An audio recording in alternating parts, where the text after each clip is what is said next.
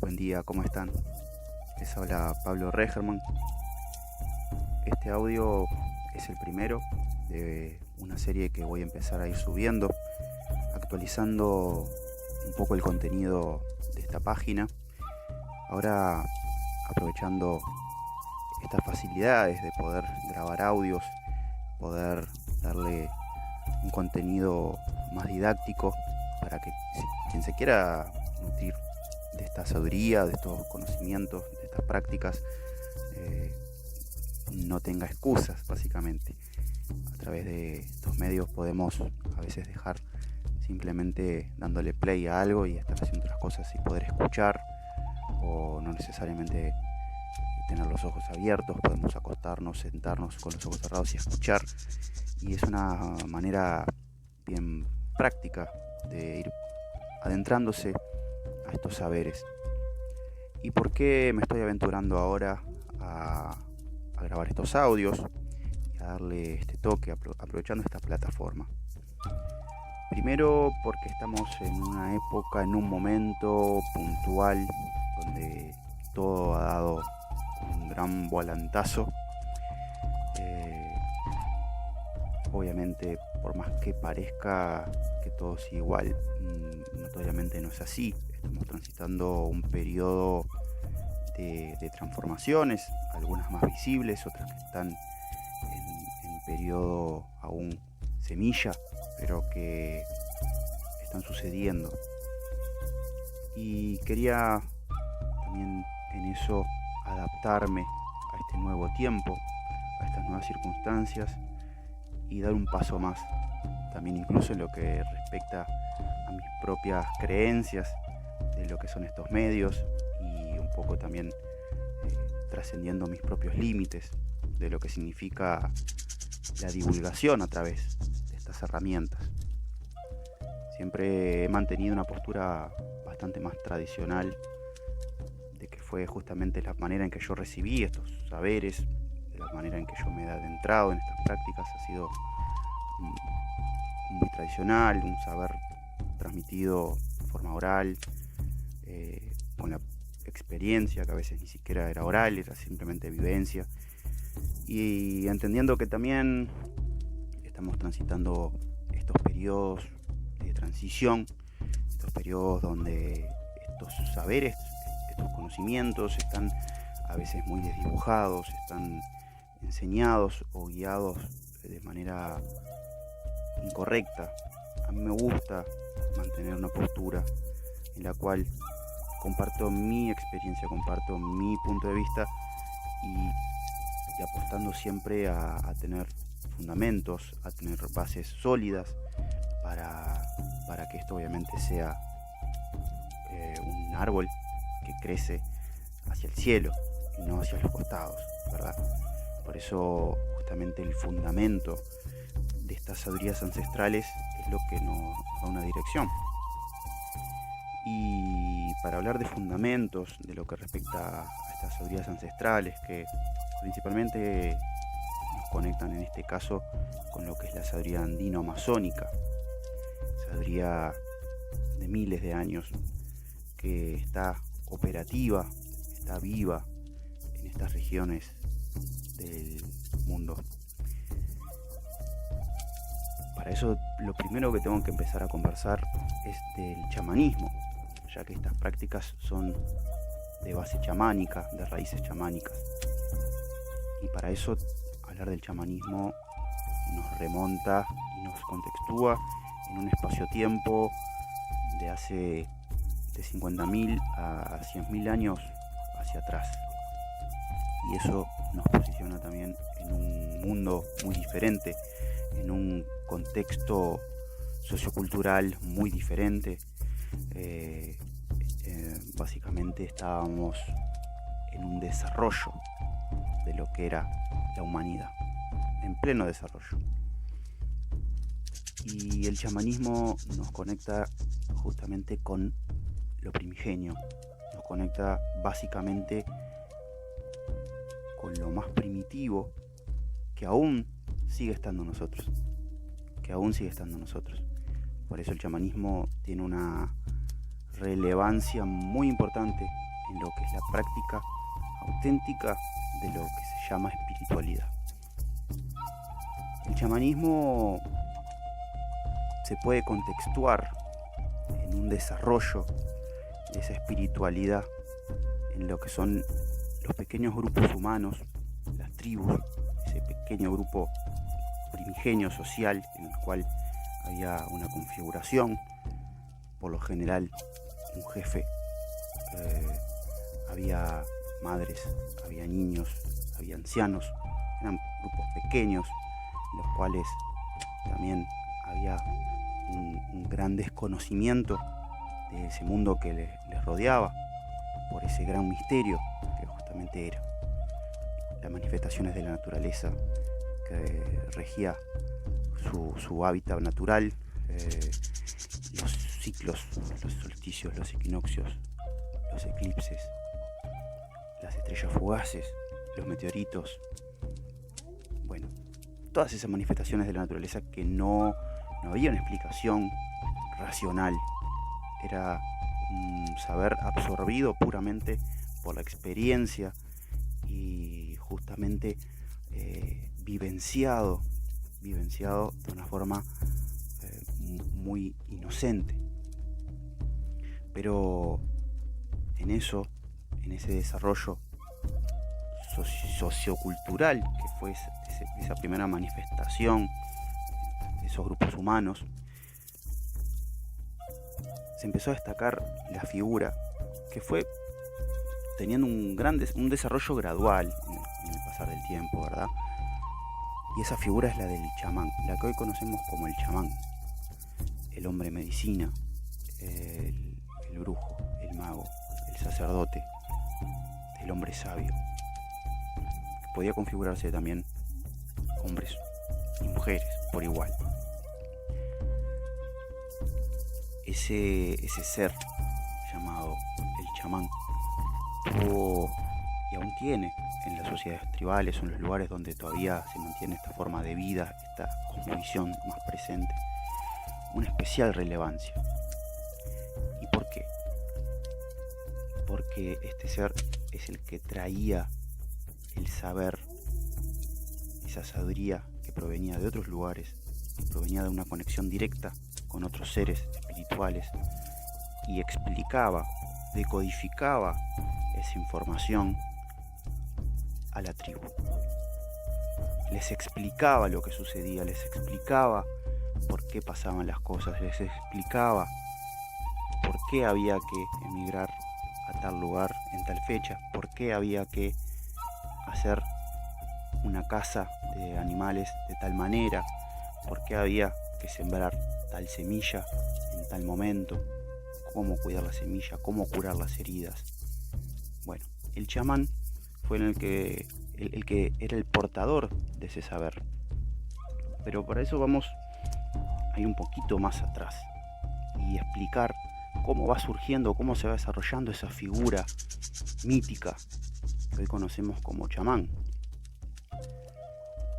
El chamanismo, como les contaba, es una manifestación espiritual primigenia, que si la queremos contextuar en un espacio-tiempo puntual de comienzo, de inicio, sería muy difícil.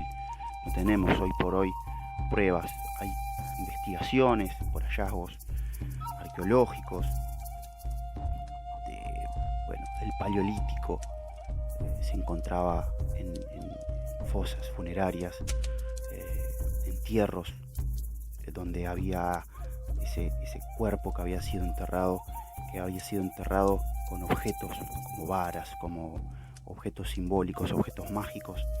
Y bueno, se entendía que ese ser era un chamán, era el sacerdote, era el mago de esa tribu. Pero para eso me gustaría primero contextuar de dónde surge la palabra chamán, qué es lo que esa palabra encierra, encripta, ese código energético que hoy por hoy es tan repetido, tan usado y a veces mal usado.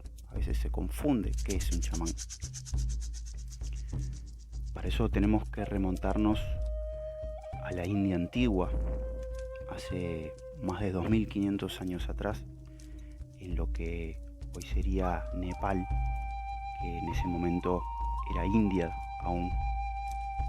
En ese entonces la India estaba sufriendo una gran revolución espiritual, religiosa, donde el brahmanismo, que era la religión dominante de ese entonces, empezó a ser cuestionada por algunos librepensadores, por así llamarlo, que se manifestaron apostando a algo más, a que esa casta, que era la de los brahmanes, no sean solamente los portadores de su verdad, de esa verdad en la cual ellos entendían que había una serie de reglas de vida y de comportamientos en las cuales solo ellos eran portadores de un camino hacia esa reconexión con Dios, con Brahma. Para eso, bueno, hubo cierta revolución de algunos ascetas, seres que renunciaron a sus comodidades para ir en búsqueda de esa verdad. Entre ellos, uno de ellos fue Siddhartha Gautama, el Shakyamuni, hoy conocido como el Buda Siddhartha, el Buda Gautama. Él era un príncipe que renunció a su vida de príncipe para dedicarse a la vida ascética, pasando por rigurosas prácticas de ascetismo, de automortificación, para encontrar ese camino de liberación, ese camino de conexión con lo espiritual, con el espíritu. Siddhartha estuvo 7 años en un desarrollo muy profundo de sí mismo, de índole transpersonal, desarrollando todas sus aristas del ego, de los cuerpos mentales, emocionales, hasta que pudo hacer esa autorrevelación y conectar con su espíritu, conectar con su poder y poder manifestarlo en el aquí y el ahora. Por eso se lo conoce como un Buda, un iluminado. Este ser marcó una época, marcó un tiempo-espacio. Su campo de energía se manifestó de tal manera que Siddhartha Gautama, hoy día Buda, el Buda Gautama, brilló, empezó a brillar, empezó a iluminar su alrededor. Se cuenta que muchos se iluminaban tan solo con estar cerca de él, algunos escuchándolo, y algunos se acercaban casi a ser iluminados, pero sí desarrollaban su conciencia de una manera impresionante. Me animo a decir que Buda era un chamán. El maestro Buda Shakyamuni era un chamán. Había conectado con su espíritu y había conectado con un poder superior que no es de este mundo, que proviene de otro mundo, y lo hizo manifiesto en este. Por eso marcó un tiempo-espacio, y donde él se iluminó, en esa región de Nepal, es un lugar sagrado, es un lugar que aún conserva esa energía. Abajo de esa higuera donde él se iluminó, ese lugar hoy es un lugar sagrado, es un lugar de peregrinación. Y eso justamente es lo que el chamanismo hace, que es conectar con lugares sagrados. Pero vamos a volver a esta historia del maestro Buda Shakyamuni, que tras su hazaña épica de haber llegado a la autorrealización a través de muchos años de una práctica dedicada, él conectó con su espíritu, conectó con su propio estado búdico y lo manifestó. Manifestó su poder en semilla, su potencial lo desarrolló. Y eso marcó a muchos seres que escuchaban de él y que tenían la oportunidad de seguirlo. A estos seres se empezaron a llamar los Sramanas, que en sánscrito es como sería la traducción al castellano como el que se abandona a sí mismo, por así decirlo. El debilitado. Es una traducción aproximada, ¿verdad? Estamos hablando de lenguas sagradas, donde una traducción a una lengua que en realidad no es una lengua, es un dialecto, como el español, un dialecto del latín, ¿verdad? En eso no es sencillo hacer traducciones literales de lenguas sacras, como son, en este caso, el sánscrito. Entonces, los saramanas que empezaron a ser los que, tomando esa sabiduría por experiencia propia, empezaron a hacer grandes peregrinaciones a otras regiones del mundo, como el mismo Buda les pedía. El mismo Buda, cuando impartía sus enseñanzas y sus discípulos tenían un desarrollo espiritual apropiado, él les decía, bueno, ahora salgan y caminen y esparzan este saber, pero vayan solos, decía. Muy curioso, ¿verdad? Vayan solos, porque también era una forma de ponerse a pruebas ellos mismos. Y estos sramanas empezaron a peregrinar. La India, por un contexto geográfico, está al lado de lo que hoy es China, que en ese entonces también era la antigua China, aunque había otras tribus, otras culturas que no precisamente eran chinas, eran de otra índole. Y estos sramanas empezaron a peregrinar a China, a lo que hoy conocemos como China, y llegaron a lo que hoy sería la región de Manchuria, el norte de China, donde por ahí están aún presentes las culturas manchú, que son una etnia muy antigua, y por ahí están también los tungu. Esas culturas hoy se las conoce también como tungu manchú, de raíces chamánicas, puramente chamánicas, seres con una espiritualidad muy arraigada al chamanismo por su forma de vida, por sus raíces también nómades, su conexión con la agricultura, con el pastoreo, con una conexión muy primitiva con la naturaleza, pero al mismo tiempo muy fuerte. Bueno, empezaron a llegar estos sramanas, estos hombres, estos caminantes que venían de lejos con un mensaje diferente. Hablaban de un iluminado, hablaban de un hombre, un simple mortal, que llegó a un desarrollo espiritual a través de una práctica perseverante y metódica, y se autodesarrolló, se autoconoció, se liberó, como también se dice. Bueno, esto cautivó a quienes escuchaban ese mensaje de este Buda. Por eso en esas regiones se empezó a sintetizar y a sincretizar una religión, una práctica espiritual, por así decirlo, más que religión, que integraba las antiguas prácticas chamánicas con esta nueva espiritualidad, esta nueva forma, este nuevo sistema ético que es el budismo. Y ahí hubo esa integración, pero los portadores, los mensajeros, eran estos sramanas. Y en cada región que fueron llegando estos sramanas, obviamente en esas regiones había una lengua originaria y cada cual adaptó por su fonética ese término, esa terminología que fue llegando. Esto estamos hablando cientos de años en este proceso, ¿verdad? Entonces, cuando llegó a esta región de Manchuria, que estamos hablando que ya tenían dialectos más parecidos a lo que hoy sería el chino mandarín, bueno, lo que hoy podemos conocer como el chino. Estos sramanas se pasó a esa transformación fonética, esa deformación a Xiamen.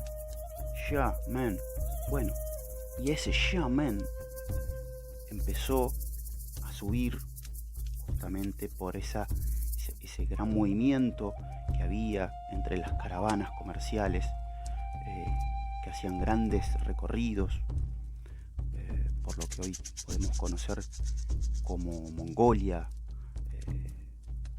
partes de Rusia, partes de China también. Había un gran movimiento que eran esas caravanas comerciales en las cuales estos shamanas, estos shaman, viajaban con ellos en caminos muy largos, muy difíciles, muy lentos, y que al mismo tiempo se permitía un intercambio muy directo de esa experiencia, de esos saberes. Y estos shaman, estos shamanas, al mismo tiempo que eran portadores de esa sabiduría originaria del Buda, eran portadores también de poderes sobrenaturales. El autodesarrollo interior también nos conecta con un desarrollo de los poderes, del contacto directo con la naturaleza, y con ese diálogo y esa materialización real y concreta de hechos. Entonces, estos seres eran comparados con esos brujos, con esos magos, con esos hombres medicina más primigenios que cada tribu, cada cultura siempre tuvo. Entonces hubo como una asimilación de ese chamán que hoy conocemos, de ese stramana, ese shaman, con esos brujos, con esos hombres medicinas, con esos sacerdotes, esos magos, porque el chamán integra todo eso. El chamán es una integración de un hombre sabio, una mujer sabia, que es portadora de un poder especial dentro de la tribu, dentro de la comunidad. Entonces estos shamanas, estos shaman, empezaron a hacer sus peregrinaciones a distintas regiones, y en cada región fue tomando un nombre adaptados en su fonética, ¿verdad? Recuerden, como les dije, esto es un proceso de muchos años. Estos procesos culturales se dan en un desarrollo de cientos de años, en los cuales un nombre en su deformación, en su fragmentación, se va componiendo según la lengua, según la cultura. Luego que estos shaman empiezan a pasar a otros nombres, se pasa al ruso. Esto ya luego pasa, es más reciente en el tiempo, y queda como shaman, no chamán, sino shaman. Y eso del ruso pasa al inglés, a lo que sería el idioma inglés. Y eso sería ya más como shaman. Y después pasa al castellano como chamán. Bueno, ahí es como podemos hacer una línea del tiempo muy resumida de cómo ese hombre medicina, ese ser de sabiduría, hombre y mujer de sabiduría, se queda configurado ese nombre. Esto es un nombre, simplemente es un nombre, porque en realidad cuando hacemos un viaje a distintos lugares, un viaje real o un viaje imaginario, a distintas culturas chamánicas, a distintas culturas y tradiciones donde esa figura arquetípica está presente, tienen distintos nombres, porque en realidad el nombre lo configura cada cultura, pero la función es la misma, las funciones son las mismas. Y eso a nivel antropológico fue lo que sucedió, que se puso esa etiqueta, ese rótulo de chamán a cada hombre y mujer medicina de diferentes culturas. Una forma de protocolizar, de darle un protocolo para nombrar a esos seres, y que obviamente en cada cultura se sabe que tiene sus nombres, pero a nivel antropológico se puede mencionar de esa forma para entender qué ser es y qué funciones cumple dentro de esa sociedad tribal.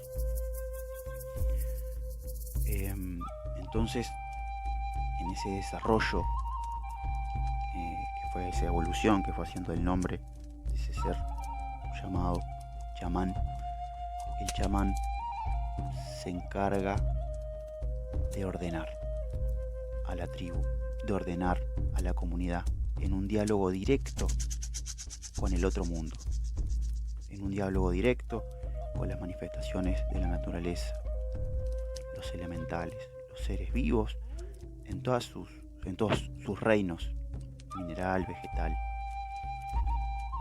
animal. Por eso el chamanismo está siempre muy conectado con lo que es la naturaleza, con los animales, con las plantas, con las piedras, con los otros mundos. Pero el chamanismo tiene una característica, que por eso no todos son precisamente chamanes. Aquí es donde quiero hacer un hincapié, porque por eso en este tiempo de mucha información también a veces se desdibujan las raíces y se accede rápidamente a los facilismos, a los modismos, en lo cual hay una desinformación. Al mismo tiempo que se quiere informar, hay una desinformación porque no se va a las raíces, no se va al fundamento. El chamanismo está muy conectado, primeramente, con los estados modificados de conciencia. ¿Y qué son los estados modificados de conciencia? El estado modificado de conciencia nos habla de que nuestra conciencia ordinaria está en una conexión con nuestro alrededor, pero condicionada por nuestras creencias, condicionada por nuestra capacidad de comprender y de entender la realidad. El estado modificado de conciencia es acceder a otro nivel más profundo de nosotros mismos, en lo cual ahí podemos ver, como también se habla mucho en el chamanismo, en las sabidurías ancestrales, en las prácticas tradicionales, de poder ver la realidad, ver la energía, ver y dialogar con los otros mundos. Entonces el chamanismo tiene una relación directa con los estados modificados de conciencia, que no necesariamente todos son chamanes, por el hecho de que no todos trabajan en sí mismos en estados modificados de conciencia. ¿Cómo se puede acceder a esos estados modificados de conciencia? De muchas maneras. Una de ellas, y la más antigua, es alterando la frecuencia del campo mental a través de sonidos repetitivos, frecuencias repetitivas, como puede ser el golpeteo de dos piedras entre sí, de un palo contra otro palo, y luego de una forma más evolucionada de la baqueta contra un cuero atado a un aro de madera, que sería el clásico tambor chamánico. Ese sonido, esa constancia de ese golpeteo, esa cadencia de un golpeteo en una frecuencia específica, ayuda a modificar la conciencia. Se accede a otro estado vibratorio, a otra frecuencia en la cual la mente ordinaria pierde su dominio y se accede a la mente extraordinaria, a la conciencia profunda. Esa conciencia profunda que es la contenedora de una sabiduría profunda y que al mismo tiempo nos accesa al diálogo directo con el campo energético y con las otras manifestaciones de vida que están a nuestro alrededor, que son portadores de una gran sabiduría, que es lo que el chamán se encarga de manera muy exquisita y muy especializada, es de tomar, de dialogar y de traer esa sabiduría al aquí y el ahora. Otra manera de acceder a esos estados modificados de conciencia es con plantas enteógenas. Esas plantas enteógenas o esos preparados enteógenos son modificadores de conciencia por la sustancia química que contienen esos preparados, pero algo muy importante, que justamente es lo que el chamanismo habla, es del espíritu que domina esa planta, ese preparado, el espíritu. es ese ser inmaterial que nos lleva en un viaje hacia ese otro lugar, con el cual dialogamos, con el cual tenemos una relación directa, y ese ser nos puede enseñar, nos puede mostrar, nos puede llevar a las profundidades más profundas para que conozcamos eso también, que eso también dentro de la práctica chamánica es muy importante. El chamán se va autoconociendo justamente por ir a explorar todas las aristas de la dimensión humana, ordinaria y extraordinaria, accediendo a los lugares más profundos y a los lugares más sublimes para conocer qué se siente, qué se vive, traer esa información y obviamente ser testigo de cuando puede ver eso en su realidad y saber diagnosticar cuando alguien está atrapado en el inframundo y cómo ir a buscarlo. Eso es una de las tantas labores que el chamán hace. Entonces, esas son las maneras de acceder a esos estados modificados de conciencia que pueden ser, que son autoprovocados. Esos son los autoprovocados, como son el golpeteo constante de un tambor, el toque de tambor chamánico y el acceso a través de plantas enteógenas. De las más conocidas es el famoso hongo Amanita maucaria, un hongo que bueno, es de crecimiento fácil en los bosques, y ese hongo, bueno, accesa rápidamente y de manera muy profunda al mundo espiritual, y bueno, eso es una manera fácil de acceder, porque simplemente consumiéndolo ya en sus dosis adecuadas ya se puede acceder. Después hay otros preparados, muchos que se han perdido en la historia, ¿verdad? Y otros que son exclusivos de cada región del mundo. En China existen, en África, en la Europa antigua, en Asia, en las Américas y en la Amazonia, que es un lugar, es un baluarte de plantas maestras en las cuales las tribus que allí viven hace miles de años han desarrollado un gran saber, un profundo saber de lo que es el uso apropiado y la combinación apropiada de plantas, de cortezas, de raíces para preparar tanto plantas de poder preparados, polvos, brebajes para acceder a estados modificados de conciencia. Lo que se llama el chamán de la selva, distintas regiones tienen distintos nombres. Un nombre muy conocido hoy día es el del payé. El payé es el chamán de muchas tribus amazónicas, y el chamanismo amazónico es muy diferente al chamanismo, por ejemplo, de la región de Manchuria, como hablábamos al principio, ¿verdad? Hoy día el chamanismo de esa región del mundo, de Tungu Manchú, es un chamanismo con un sincretismo del budismo y con sus raíces puramente chamánicas, primigenias.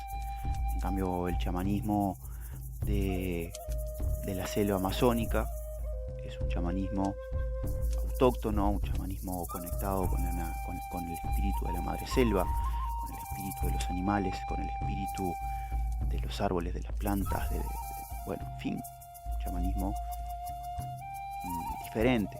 Entonces, cuando hablamos de chamanismo, tendremos que hablar de chamanismos, porque hay una gran variedad de chamanismos, pero que al mismo tiempo tienen ese mismo componente, esos ingredientes en común, que son un ser que puede modificar su conciencia a voluntad o de manera autoinducida, un ser que ordena a su tribu, a su comunidad, ordena en el sentido saludable, ¿verdad? Sino que ordena porque trae saberes ordenadores, saberes de dimensiones superiores, para traer información valiosa para el desarrollo de la tribu el desarrollo individual de cada integrante de la tribu, ¿verdad? Luego tenemos en los Andes a otras manifestaciones similares al chamán, como pueden ser los pacos, los Pampamesayoc o los Alto Mesayoc, seres de una gran sabiduría, que algunos de ellos cumplen con la condición de chamán en el término más antropológico de la palabra, que pueden modificar su conciencia, que usan brebajes para modificar su conciencia, y otros que automáticamente, de manera voluntaria, acceden a un diálogo directo con las manifestaciones de la naturaleza, los guardianes, los seres tutelares de esas regiones, como pueden ser los espíritus de las montañas, los espíritus de los cerros, de los ríos. Y ese diálogo directo ya los predispone como chamanes, como seres que su palabra es el mensaje directo de un espíritu guardián, de un espíritu mayor. Y otros seres no necesariamente son chamanes, otros seres son hombres y mujeres de sabiduría, curanderos, herbolarios, pueden ser pacos también, Pampamesayoc, que son especialistas en el desarrollo que puede ser de el armado de una ofrenda o puramente de la parte curanderil de la medicina tradicional. Pero cuando se accede a otro nivel más, como el del Alto Mesayoc, que es un nivel por encima de ellos, pero no porque sean mejores, sino porque acceden a otro nivel, que es el diálogo directo con esas manifestaciones de la naturaleza. Este sería el término más adecuado al chamán, porque en esa intervención energética, de esa gran frecuencia, de esa gran presencia energética, que es la del espíritu ancestral, un espíritu muy antiguo, que dialoga con este mortal, ese diálogo directo manifiesta de que ese ser humano es un chamán. Les repito, en el término más antropológico de la palabra, porque su conciencia se modifica. Hay una modificación de su conciencia ordinaria para poder recibir esa gran información, esa gran descarga de energía, y poder estar hablando, por ejemplo, con el espíritu de una montaña. Entonces, lo que quería en este audio en un principio era aclarar un poquito más qué es el chamanismo, qué es un chamán y quién no es un chamán.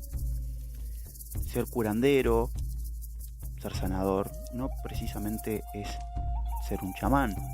Se puede ser un gran curandero, un gran sanador, pero no necesariamente tener un contacto directo con espíritus de la naturaleza, ya sea de forma voluntaria o con estados modificados de conciencia para acceder a esa cura o a ese diagnóstico.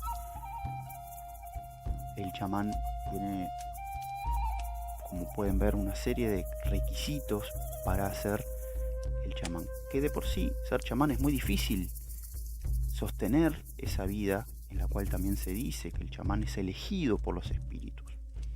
El chamán es elegido por los espíritus que pueden ser de sus ancestros, de su linaje familiar, o espíritus propiamente de la naturaleza, espíritus muy primitivos que eligen a ese ser para que sea su medio, su puente con el reino humano, para curar, para sanar, para traer información, para guiar. Y a veces ese ser humano no quiere aceptar esa labor, porque es muy difícil, y se sabe que dentro del pensamiento tribal, esa sociedad tribal, ser chamán es una elección de vida, no es ser chamán por un rato, es una disposición absoluta para la tribu, para la comunidad. Y no necesariamente a todos les gusta eso, porque es una vida también muy dura, muy ascética, muy apartada, donde hay que dedicarse a grandes ayunos, a grandes dietas, a grandes restricciones para mantener el canal, el traje biológico de una manera purificada, de una manera limpia, de una manera conectada con esa información, porque aparte también, como los espíritus nos dan bendición, los espíritus nos maldicen también. Eso existe, todo eso dentro del pensamiento mágico, dentro del pensamiento ancestral existe, y es así. Hay una manifestación de la naturaleza que nos da bendición y nos da maldición, y la maldición a veces es por no cumplir ciertos pactos. Y eso dentro del chamanismo es algo del día a día.